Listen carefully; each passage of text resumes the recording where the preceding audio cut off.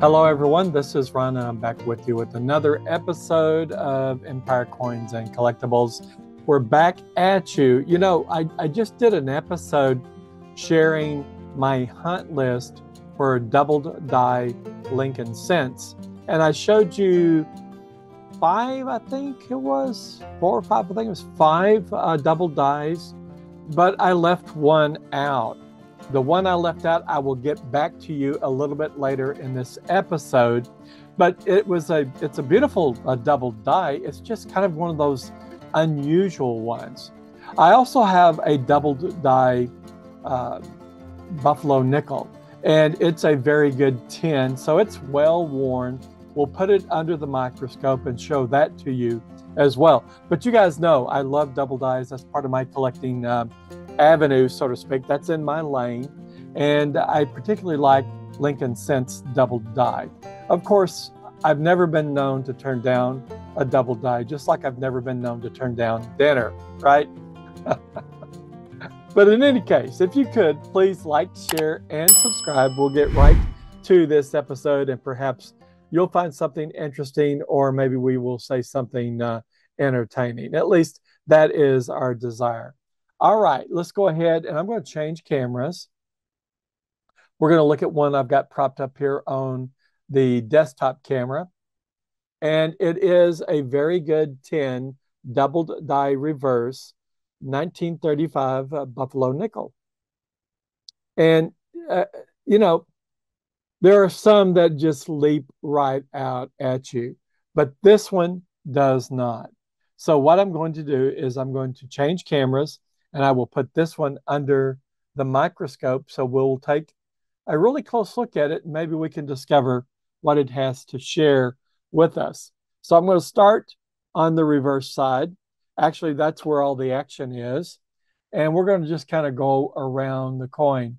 So here we are. We'll start with United States. And there's not a whole lot you can tell there. I mean, the N is kind of beefy, but there's no, because of the worn state, there's no indication of the doubling. If you look at the tip, the back arch of the upper part of the S, there looks to be some doubling there, but again, it's just a hint. Whoops, let me bring it back down here. It's just a hint of it over in this area. Now, I'll move the lights around. Maybe I can illuminate it a little better. But as we go around United States into of America, we're still not seeing a whole lot. The letters look certainly beefy. E for E pluribus unum looks like it's a little beefy. And that may be just how it was sculpted for this image on the coin. But I'm not seeing a whole lot here. I could even suggest it was a double die. So we're coming back on the back side. But when we get to the 5, and let me see if I can bring it into focus a little bit better. When we get to the 5 on the 5 cents, I can see some doubling on that I. I'm just trying to fine tune it on the doubling. If we look right up here, we see an I over an I. And then down at the bottom, we see an I over an I. So we're seeing two edges. And look at the F as well. You can see that edge right there. I'm going to go down lower. We'll bring it back into focus. See if we can't see it a little clearer. Yeah, I think you can see it better. Look how thick that F is, the leg of the F. But there's an F kind of down and to the right of this F, making the leg of the F a little beefier. And then you can see the I a little better. You can see that there's an I underneath the upper I. And then you can see a V kind of sneaking out on the left-hand side of the big V, the V.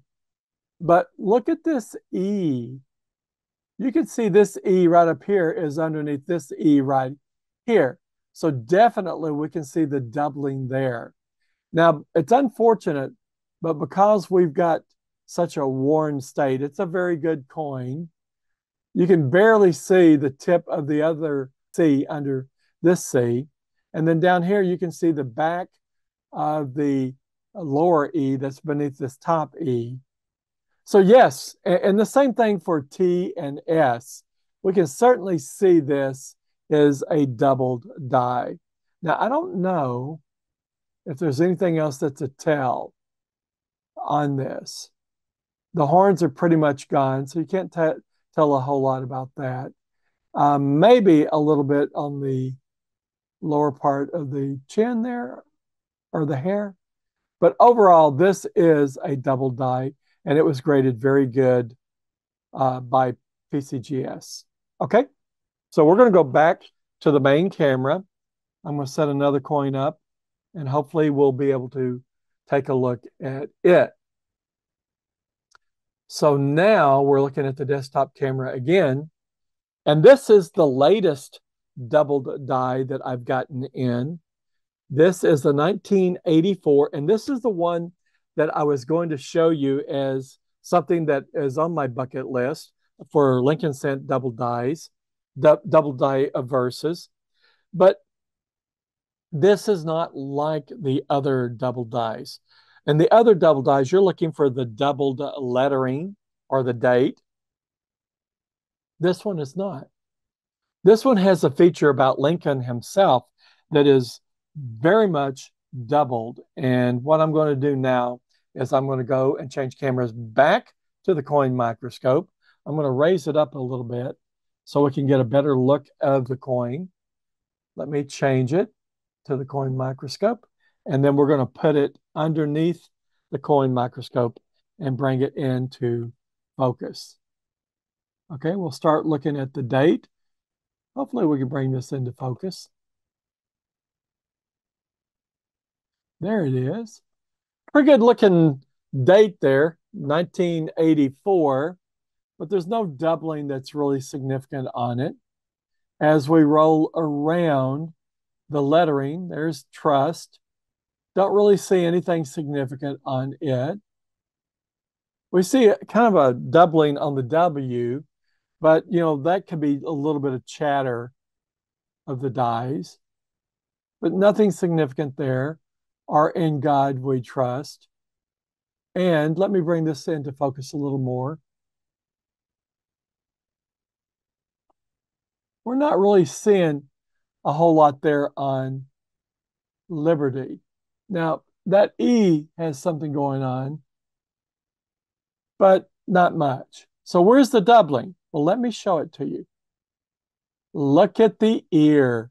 This is the 1984 double die obverse, and Lincoln's ear is doubled. How about that? I've been after this one for quite some time, and I did pay up for it a bit, but I was so very pleased to get this doubled die. So it is one that I get to check off on my search list. And if I can find that search list, here it is. But I showed this to you in the previous video. And so there's the 1960D that I showed. I showed the 1972 double die.